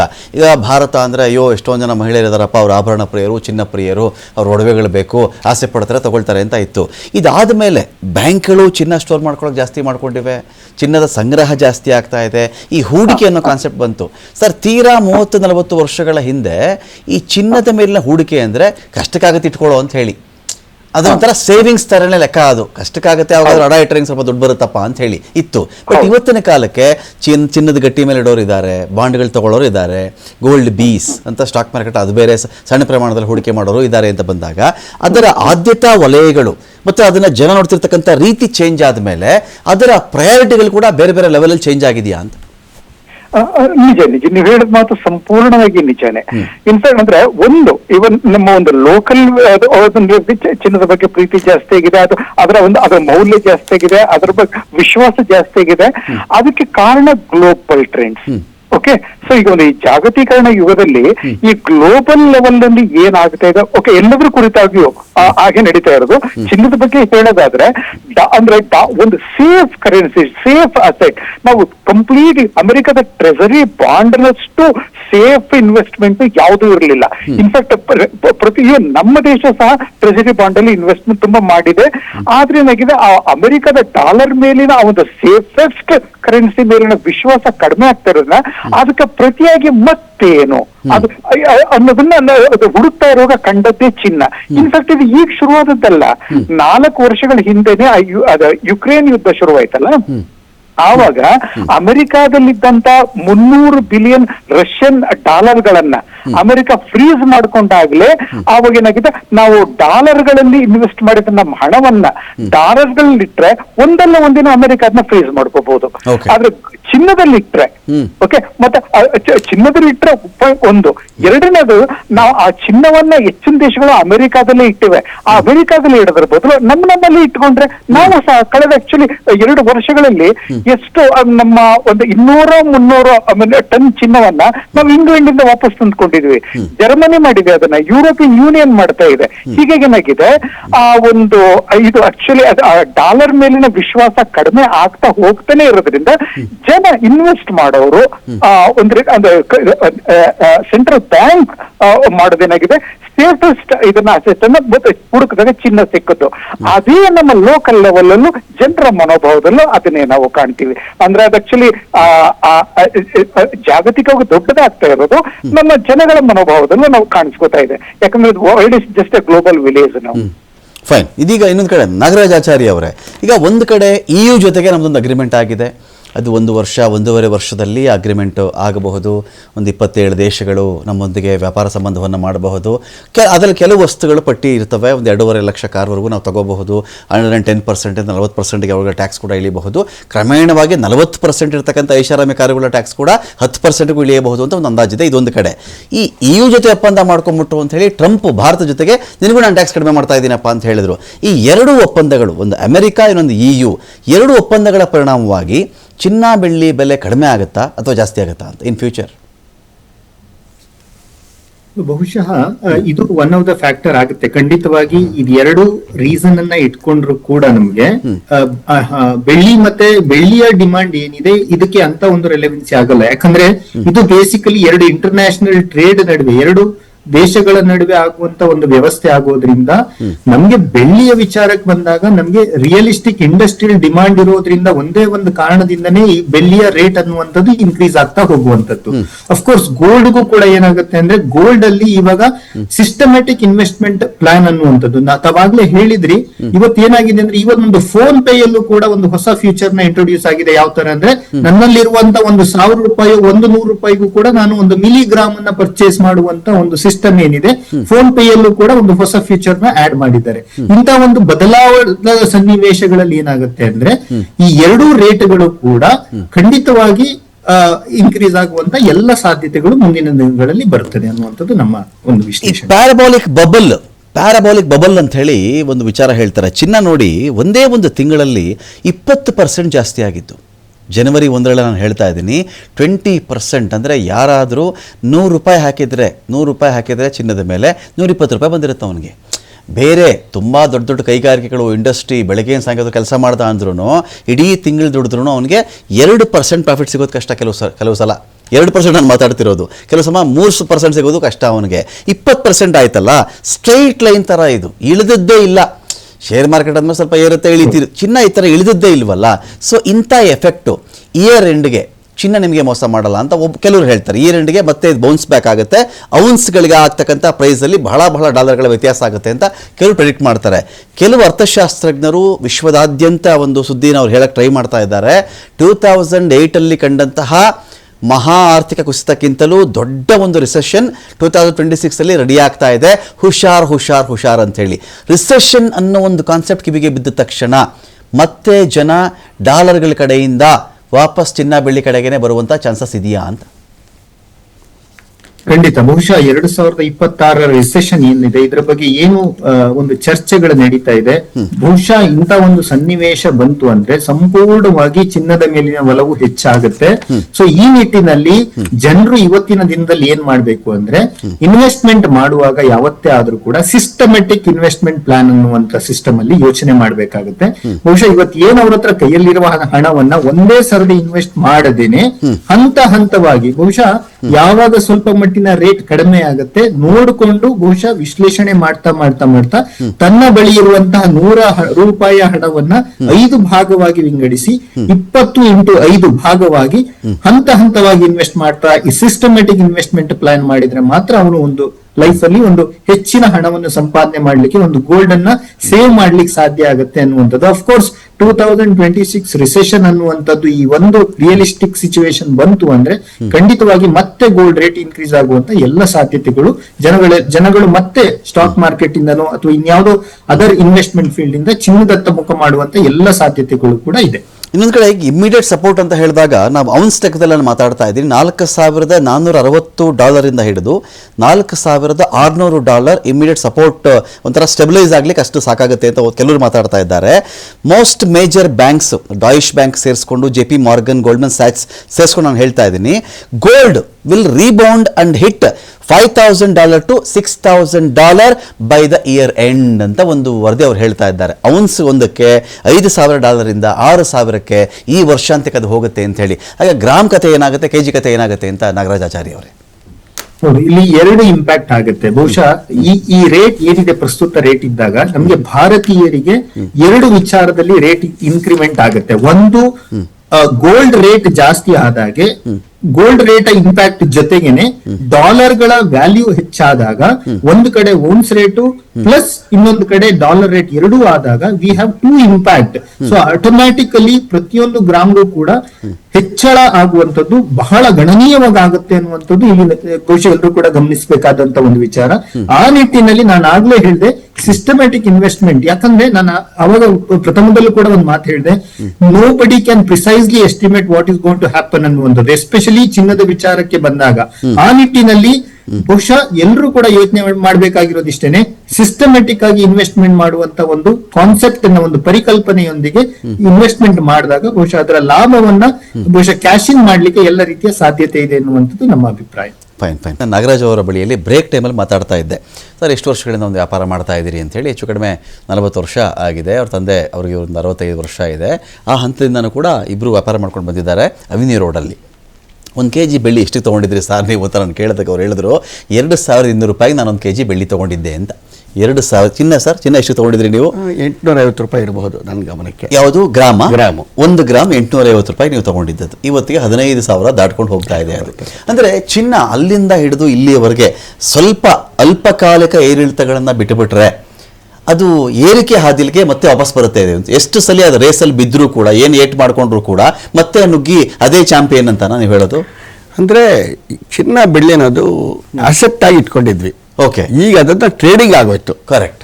ಅಸೆಟ್ ಇದ್ದಿದ್ದು ದಿನನಿತ್ಯದ ವಹಿವಾಟುಗಳಿಗೆ ಬಳಸಕ್ಕೆ ಶುರು ಮಾಡಿದ್ರು. ಟ್ರೇಡಿಂಗ್ ಅನ್ನ ಏನಾಗ್ತದೆ, ಯಾರ ಕೈಲಿ ದುಡ್ಡಿದ್ರು ಇಲ್ಲ ದುಡ್ಡು ಸಾಲ ತಗೊಂಬಂದಾಗ್ಲಿ ಅದಕ್ಕೆ ಹಾಕ್ತಾರೆ. ಮುಂಚೆ ಹಂಗಲ್ಲ, ಸೇವಿಂಗ್ ಅಂದ್ರೆ ಈ ವರ್ಷ ಇಷ್ಟು ಚಿನ್ನ ತಗೊಂಡು ಇಟ್ಕೋಬೇಕು, ಮಕ್ಕಳಿಗೆ ಆಗ್ತದೆ, ಇನ್ನೊಬ್ರಿಗೆ ಆಗ್ತದೆ ಅಂತ. ಸೊ ಯಾವುದೇ ನಮ್ಮ ಹಿಂದೂ ಕಲ್ಚರ್ ಆಗ್ಬೋದು, ನಮ್ಮ ಇಂಡಿಯನ್ ಕಲ್ಚರ್ ಆಗ್ಬೋದು, ಅದಕ್ಕೆ ಮದುವೆ ಅಂದ ತಕ್ಷಣ ಮಗಳಿಗೆ ಇಷ್ಟು ಕೊಡಬೇಕು. ಯಾಕೆಂದ್ರೆ ಅದು ಯಾವತ್ತಿದೆ ಅವ್ರಿಗೆ ಸೆಕ್ಯೂರಿಟಿ. ಹಣ ಕೊಟ್ಟರೆ ಖರ್ಚಾಗ್ಬಿಡ್ತದೆ ಅಂತ.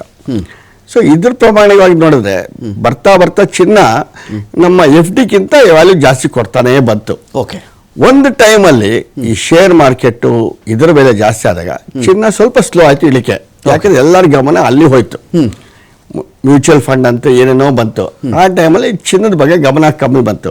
ಯಾವಾಗ ಸ್ಪೆಕ್ಯುಲೇಷನ್ ಆಯ್ತು, ಬಬಲ್ ಆಯ್ತು, ಸುಮ್ಮನೆ ಏನೇನೋ ಡಾಟಾ ತೋರಿಸಿ ಶೇರ್ ಜಾಸ್ತಿ ಮಾಡಿದ್ರು, ಇವೆಲ್ಲ ಬಂತು. ಇಲ್ಲಪ್ಪ ಇದು ನಮಗೆ ಸೇಫ್ಟಿ ಅಲ್ಲ ಅಂತ ಮತ್ತೆ ಚಿನ್ನಕ್ಕೆ ಬಂದ್ರು. ಸೊ ಹಂಗಾಗಿ ನೋಡ್ರೆ ಚಿನ್ನ ಯಾವತ್ತಿದ್ದು ನಮ್ಮ ಜಾಬಲ್ಲಿ ಇರುತ್ತೆ, ನಮ್ಮ ಆಸ್ತಿ ನಮ್ಮ ಕೈಲಿರುತ್ತೆ ಅಂತ, ಬೇರೆ ಏನಾದ್ರು ಈ 3ನೇ ಮೇಲೆ ಇರುತ್ತೆ ಅಂತ. ಸೊ ಹಂಗಾಗಿ ನೋಡಿದಾಗ ಯಾವತ್ತೇ ಇದು ಚಿನ್ನ ಬೆಳ್ಳಿ ಅನ್ನೋದು ನಾವು ಅಸೆಟ್ ಆಗಿ ಟ್ರೀಟ್ ಮಾಡಿದಾಗ ಡೆಫಿನೆಟ್ ಆಗಿ FD-ಗಿಂತ ಜಾಸ್ತಿ ವರ್ಕೌಟ್ ಆಗೇ ಆಗುತ್ತೆ. May be double triple also. Okay, because of trading high low ಆಗ್ತದೆ. ಸರ್ ನೀವು ವ್ಯಾಪಾರಿಗಳು ಹೌದು. ನೀವು ಇವತ್ತಿನ ಕಾಲಕ್ಕೆ ಒಬ್ಬ ಮನುಷ್ಯ ಅವನೇನು ಬಯಸ್ತಾನೆ ಅಂತ ಹೇಳಿದ್ರೆ, ಸರ್ ಕೋವಿಡ್ ಕಾಲದಲ್ಲೇ ನೀವು ಆಗಲೂ ಒಂದು ಒಳ್ಳೆ ಮಾತು ಹೇಳ್ತಾ ಇದ್ರಿ. ಕೋವಿಡ್ ಕಾಲದಲ್ಲಿ ಅನೇಕರು ಈ ಶೇರ್ ಮಾರ್ಕೆಟ್ದು ಅಕೌಂಟ್ಗಳು ಓಪನ್ ಮಾಡೋಕ್ಕೆ ಶುರು ಮಾಡಿಬಿಟ್ರು ಅಂಥೇಳಿ. ಹಣ ಇಲ್ಲ, ಏನಕ್ಕೂ ಅಂಥದ್ದು ಮೇಜರಾಗಿಲ್ಲ ಅಂದಾಗ ಎಷ್ಟೋ ಜನ ಇವತ್ತಿನ ಊಟಕ್ಕೆ ನನಗೊಂದು 300 ರೂಪಾಯಿ ಸಿಗುತ್ತಾ, ಬೆಳಗ್ಗೆ ಯಾರೋ ಹೇಳ್ತಾರೆ ಇಂಥದಕ್ಕೆ ಹಾಕ್ಬಿಡೋ, ಜಾಸ್ತಿ ಆದ ತಕ್ಷಣ ನಿನಗೊಂದು 300-500 ರೂಪಾಯಿ ಸಿಗುತ್ತೆ ನಿನಗೆ ಅಂದರೆ ಅದು ಹಾಕಿದವರು ಇದ್ದಾರೆ. ಚಿನ್ನನ ನೀವು ಇದೀಗ ಅಂಗಡಿಲೇ ಬಂದು ಗೋಲ್ಡ್ ತೊಗೊಂಡು ಇಟ್ಕೊಂತ ನಿಮ್ಮ ವಾದ ಮಾಡ್ತೀರಾ ನೀವು, ಅಥವಾ ಈ ಥರದ್ದು ಮಾಡೋದೇನು ತಪ್ಪಿಲ್ಲ, ಕಾಲ ಜೊತೆಗೆ ನಾವು ಅದರಲ್ಲೂ ವ್ಯಾಪಾರ ಮಾಡಬೇಕಲ್ವ ಅಂತ ಟ್ರೇಡಿಂಗ್ ಬಗ್ಗೆನೂ ಹೇಳ್ತೀರಾ ನೀವು ಅಂತ? ಇಲ್ಲಿ 2 ವಿಷಯ ಬರುತ್ತೆ. ಓಕೆ, ಚಿನ್ನ ಫಿಸಿಕಲ್ ಹೋಲ್ಡ್ ಮಾಡಬೇಕಾದ್ರೆ ಒಂದು ಸೆಕ್ಯೂರಿಟಿ, ಮನೆಯಲ್ಲಿ ವ್ಯವಸ್ಥೆ ಆಗ್ಬೋದು, ಇಟ್ಕೊಳ್ಳೋಕೆ ವ್ಯವಸ್ಥೆ ಆಗ್ಬೋದು, ಇದಿದ್ದವರಿಗೆ ಅನುಕೂಲ ಕೈಯಲ್ಲಿ ಇಟ್ಕೊಳ್ಳೋದು, ಇಲ್ಲ ಅನ್ನೋರಿಗೆ ಆನ್ಲೈನ್ ಪರ್ಚೇಸ್ ಡಿಜಿಟಲ್ ಮಾರ್ಕೆಟ್ ಹೋಗ್ತಾರೆ.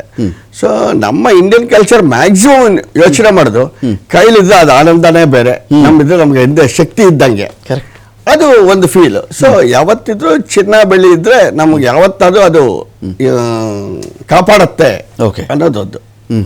ಫೈನ್. ಪ್ರೇಮಶೇಖರ ಸರ್, ಈಗ ಏನಾಗುತ್ತೆ ಅಂತ ಹೇಳಿದ್ರೆ, ಫೆಡ್ರಲ್ ಬ್ಯಾಂಕ್ ಜೊತೆಗೆ ಫೈಟ್ ಮಾಡೋಕ್ಕಾಗಲ್ಲ ವಿಶ್ವ ಅಂತ ಒಂದು ಮಾತು ಹೇಳ್ತಾರೆ. ಡಾಲರು ಚಿನ್ನವನ್ನು ಕ್ರಶ್ ಮಾಡಿಬಿಡುತ್ತೆ ಅಂತ ಒಂದು ವಾದ ಇದೆಯಲ್ಲ, ಇದೆಲ್ಲ ನಿಜಾನ ಸರ್ ಇದು? ಸರ್ ಹಿಂದೆ ಆಗ್ತಾ ಇತ್ತು. 73 ನಲ್ಲಿ ಆ ಪೆಟ್ರೋ ಡಾಲರ್ ಎಲ್ಲ ಶುರುವಾಯ್ತಲ್ಲ, ಆವಾಗ ಆಗ್ತಾ ಇತ್ತು. ಮತ್ತೆ ಸೋವಿಯತ್ ಯೂನಿಯನ್ ಕೊಲ್ಯಾಪ್ಸ್ ಆಯ್ತಲ್ಲ, ಅಮೆರಿಕ ಒಂದು ಆಕ್ಚುಲಿ ಅದೊಂದು ಎಮರ್ಜ್ ಆಯ್ತಲ್ಲ ಯೂನಿಪೋಲರ್ ವರ್ಲ್ಡ್ ಇದರಲ್ಲಿ, ಆವಾಗ ಅವೆಲ್ಲ ನಿಜ ಇತ್ತು. ಓಕೆ, ಡಾಲರ್ ಅದು ಸುಪ್ರಿಮೇಸಿ ಆಫ್ ಡಾಲರ್, ಅದು ಇಡೀ ಅದು ಗ್ಲೋಬಲ್ ಇಕಾನಮಿನ ಡ್ಯಾನ್ಸ್ ಆಫ್ ದ ಡಾಲರ್ ಅಂತೆಲ್ಲ ಒಪ್ಕೊಂಡು ಹಂಗೆ ಆಯ್ತು, ನಾವು ಒಪ್ಕೋತಾ ಇದ್ವಿ. ಆದ್ರೆ ಏನಾಗಿದೆ, ಈ ಅಮೆರಿಕದ ನೀತಿಗಳಿಂದಾಗಿಯೇ ಡಾಲರ್ದು ವ್ಯಾಲ್ಯೂ ಕಡಿಮೆ ಆಗ್ತಾ ಇದೆ. ಇನ್ಫ್ಯಾಕ್ಟ್ ಓಕೆ, ಕೆವಿನ್ ವಾರ್ಷ್ ಬರ್ಬೋದು, 1% ಇಳಿಸಬಹುದು, ಅದು ಗೊತ್ತಿಲ್ಲ 4 ತಿಂಗಳಲ್ಲಿ ಏನೇನಾಗ್ತದೆ ಅಂತ ಈಗಲೇ ಹೇಳಕ್ಕಾಗಲ್ಲ. ಅಥವಾ ಬಂದೇ ಬಿಟ್ಟ, ಮತ್ತೆ ಆಕ್ಚುಲಿ ಇಂಟ್ರೆಸ್ಟ್ ರೇಟ್ ಅನ್ನ 1% ಇಳಿಸ್ತಾ ಅಂತ ಹೇಳಿದಾಗ ಆವಾಗ ಒಂದು ರೀತಿಯ ಡಾಲರ್ಗೆ ಬಹಳ ಡಿಮ್ಯಾಂಡ್ ತುಂಬಾ ಜಾಸ್ತಿ ಆಗಿಬಿಡಬಹುದು. ಆಗ ಒಂದು ಸ್ವಲ್ಪ ಆಕ್ಚುಲಿ ಚಿನ್ನದಕ್ಕೆ ಈಗ ಆಗಿದೆಯಲ್ಲ ಅಂತದೇ ಒಂದು ಪ್ರಮಾಣದ ಹಾನಿ ಆಗ್ಬೋದು. ಆದ್ರೆ ಡಾಲರ್ ಆ ಒಂದು ಅದರ ಬೇರೆ ಔಟ್ಸೈಡ್ ಇದರಲ್ಲಿ ಇನ್ಫ್ಯಾಕ್ಟ್ ಬ್ರಿಕ್ಸ್ ಕಂಟ್ರೀಸ್ ಇಂಡಿಯಾನು ಸೇರಿದಾಗೆ ಈ ನಮ್ಮ ತಮ್ಮ ಕರೆನ್ಸಿಗಳಲ್ಲೇ ಅದು ವಹಿವಾಟು ಮಾಡ್ಕೊಳ್ಳೋಣ ದೊಡ್ಡ ಪ್ರಮಾಣದಲ್ಲಿ ಅಂತೆಲ್ಲ ಮಾತಾಡ್ಕೋತಾ ಇರೋದ್ರಿಂದ, ಮತ್ತೆ ಆಕ್ಚುಲಿ ಇದೆಲ್ಲ ಒಂದು ಪ್ಲಾನ್ ಮಾಡ್ಕೋತಾ ಇರೋದ್ರಿಂದ ಡಾಲರ್ ಮೇಲಿನ ಅವಲಂಬನೆ ಕಡಿಮೆ ಆಗ್ತಾ ಇದೆ ಗ್ಲೋಬಲಿ. ಆಯ್ತಾ, ಹೀಗಾಗಿ ಅದಕ್ಕೆ ಈ global economy is no longer dance of the dollar. ಹೀಗಾಗಿ ಏನಾಗಿದೆ, ಡಾಲರ್ ವಿಶ್ವಾಸ ಕಳ್ಕೊಂಡಷ್ಟು, ನಾನು 2-3 ಸಲ ಹೇಳಿದೆ ಅದನ್ನ ಕಳೆದ 1 ಗಂಟೆನಲ್ಲಿ, ಮತ್ತೆ ರಿಪೀಟ್ ಮಾಡ್ತಾ ಇದ್ದೀನಿ, ಚಿನ್ನಕ್ಕೆ ಬೆಲೆ ಅದರ ವಿಶ್ವಾಸ ಜಾಸ್ತಿ ಆಗ್ತಾನೆ ಹೋಗ್ತದೆ. ಸೊ ಹೀಗಾಗಿ ಮೇ ಅಥವಾ ಜೂನ್ ನಲ್ಲಿ ಕೆವಿನ್ ವಾರ್ಷ್ ಅವರ ಕೆಲವು ನಿಲುವುಗಳು ಡಾಲರ್ನ ಸ್ವಲ್ಪ ಕಾಲ ಸ್ಟೆಬಿಲೈಸ್ ಮಾಡಬಹುದು ಅಷ್ಟೇ. ಆದ್ರೆ ಖಂಡಿತ ಆಕ್ಚುಲಿ ಇದು gold it will bounce back. ನೀವು ಹೇಳ್ತಾ ಇದ್ರಲ್ಲ 5,000 ಅಥವಾ 6,000 ಇದಾಗ್ಬೋದು ಒಂದಿದಕ್ಕೆ ಅಂತ. ಎಸ್, ಅದು ಆ ಸಾಧ್ಯತೆನೂ ಇದೆ. ಅಥವಾ ಅದು ಆಗದೇ ಇದ್ರು ಗಣನೀಯ ಪ್ರಮಾಣದಲ್ಲಿ ವರ್ಷದ ಅಂತ್ಯದ ಹೊತ್ತಿಗೆ ಚಿನ್ನದ ಮೌಲ್ಯ ಜಾಸ್ತಿ ಆಗೋದಂತೂ ಗ್ಯಾರಂಟಿ. ಅದರಿಂದ ಈಗಿನ ಒಂದು ಬೆಳವಣಿಗೆಯಿಂದ ಅಥವಾ ಜೂನ್ ನಲ್ಲಿ ಕೆವಿನ್ ವಾರ್ಷ್ ಏನೋ ಮಾಡ್ತಾರೆ ಅನ್ಕೊಂಡು ಹೆದರ್ಕೊಳ್ಳೋದ್ರ ಬದಲು ನಾವು ತಾಳಿದವನೋ ಬಾಳಿಯಾನೋ ಅನ್ನೋ ನೀತಿಯನ್ನ ಈಗಾಗಲೇ ಚಿನ್ನ ಖರೀದಿಸಿರೋರು ಅನುಸರಿಸೋದು ಒಳ್ಳೇದು ಸರ್.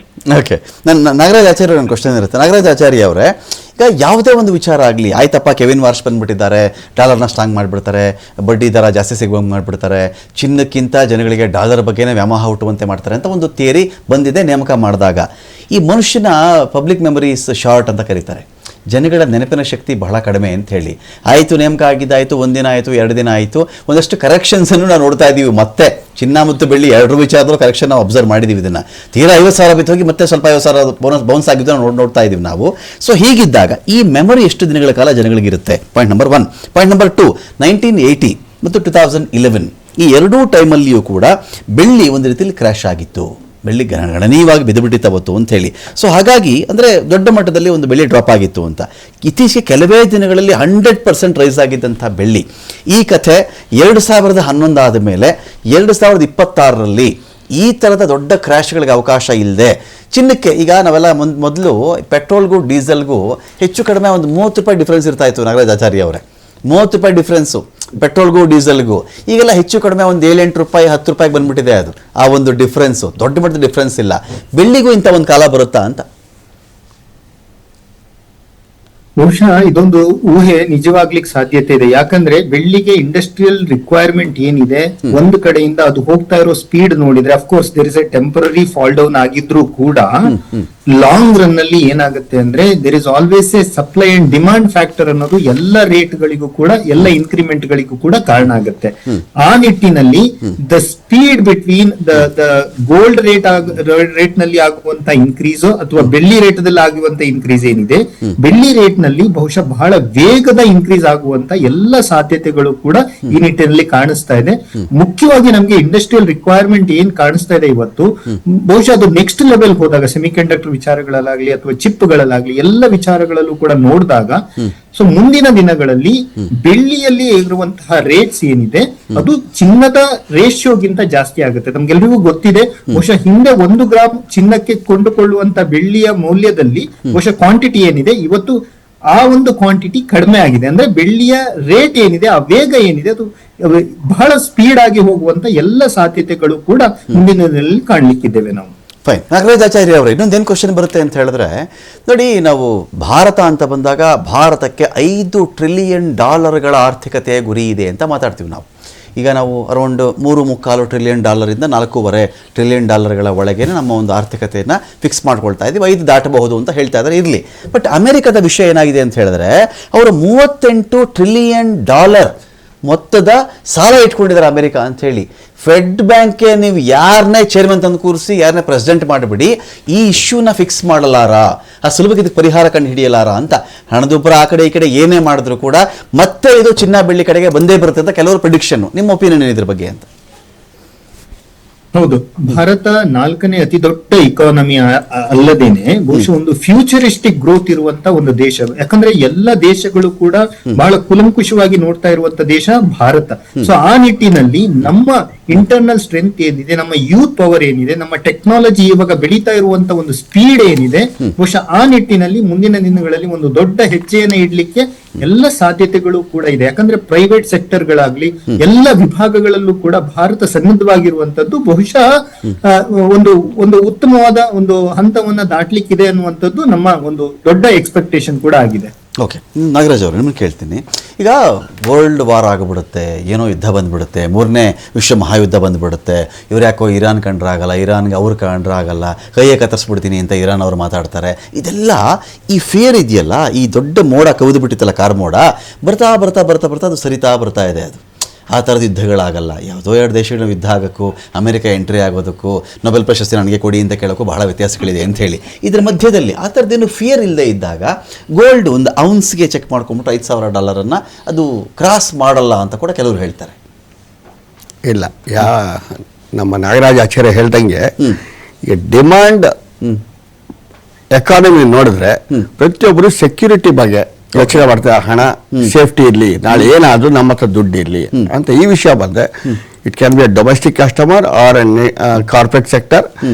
ಇನ್ವೆಸ್ಟ್ಮೆಂಟ್ನ ಡೆಫಿನೆಟ್ ಆಗಿ ಚಿನ್ನದ ಮೇಲೆ ಬಂದೇ ಬರ್ತಾರೆ. ಓಕೆ, ಯಾಕಂದ್ರೆ ನಾಳೆ ಏನೇ ಆಗಲಿ ನಮ್ಮ ಸೇಫ್ಟಿ ನಮ್ದು. ಈಗ ನಿಮ್ಮ ಅಂಗಡಿಗೆ ಬಂದ್ಬಿಟ್ಟು ಯಾರಾದರೂ ಬೆಳ್ಳಿ ದೀಪ ಕೊಡಿ, ಬೆಳ್ಳಿ ತಟ್ಟೆ ಕೊಡಿ ಅಂತ ಕೇಳ್ತಾ ಇದ್ದಾರೆ, ಬೆಳ್ಳಿ ಗಟ್ಟಿ ಕೊಡಿ ಅಂತ ಕೇಳ್ತಾ ಇದ್ದಾರೆ. ಅಫ್ಕೋರ್ಸ್ ಈಗಿರೋ ಪರಿಸ್ಥಿತಿ ಗಟ್ಟಿನೇ ಕೇಳ್ತಾರೆ. ಈಗ ಅದನ್ನ ಬೆಳ್ಳಿ ಗಟ್ಟಿಗೆ ಶಾರ್ಟೇಜ್ ಆಗ್ಬಿಡ್ತು, ಸಿಗ್ತಿರ್ಲಿಲ್ಲ ಮಾರ್ಕೆಟಲ್ಲಿ, ಕೆಲವು ಕಡೆ ಕ್ವಾಲಿಟಿ ಸಿಗ್ತಿರ್ಲಿಲ್ಲ, ಇದೆಲ್ಲ ಚರ್ಚೆ ಮಾಡ್ತಾರೆ. ಇದೆಲ್ಲ ಏನು ಸರ್ ಆಕ್ಚುಲಿ?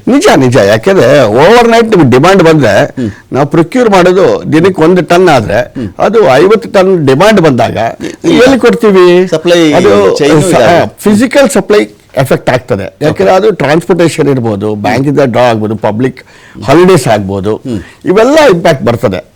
ಇನ್ನೊಂದು ಎರಡನೇದು, ನಾವು ಯಾರು ಬುಲಿಯನ್ ಪರ್ಚೇಸ್ ಮಾಡಬೇಕು, ನಮ್ಮಲ್ಲೂ ಹಣ ಇರಬೇಕು, ಅಷ್ಟು ಹಣ ಇರಬೇಕು, ಡಿಮಾಂಡ್ ಎಷ್ಟು ಫುಲ್ಫಿಲ್ ಮಾಡಕ್ಕೆ. ಓವರ್ ರೇಟ್ ಆಗೋದಿಲ್ಲ. It is slow chain trading, ಕೊಡೋದು ತಗೊಳ್ಳೋದಾಗ್ತದೆ. ಒಂದೇ ಸರಿ ಏನಾಗ್ತದೆ, ಬುಕ್ಕಿಂಗ್ ಅಂದಾಗ ನೀವು ಯು ಆರ್ ದ ಕ್ಯೂ ಅಂತಾರೆ. ಸರ್, ಡೌನ್ದಲ್ಲಿ 40 ವರ್ಷಗಳ ಕಾಲ ಈ ವ್ಯಾಪಾರವನ್ನು ನೀವು ನೋಡಿದ್ದೀರಿ, ತಂದೆಗೆ ಇನ್ನೂ ಜಾಸ್ತಿ ಅನುಭವ ಇರಬಹುದು. ಈ ಕಾಲಘಟ್ಟದಲ್ಲಿ ಆಭರಣ ಚಿನ್ನ ಕೊಡಿ ಅಂತ ಕೇಳ್ತಿದ್ದಂಥವರ ಸಂಖ್ಯೆಗೂ ನನಗೆ ಚಿನ್ನದ ಗಟ್ಟಿಲೆ ಕೊಡಿ, ಗೋಲ್ಡ್ ಬಿಸ್ಕೆಟ್ಸ್ ಕೊಡಿ, ಗೋಲ್ಡ್ ಬ್ರೆಡ್ ಕೊಡಿ, ಗೋಲ್ಡ್ ಇಟ್ಟಿಗೆ ಕೊಡಿ ಅಂತ ಬಂದಿರೋ ಸಂಖ್ಯೆ ಜಾಸ್ತಿನಾ ಅಂತ?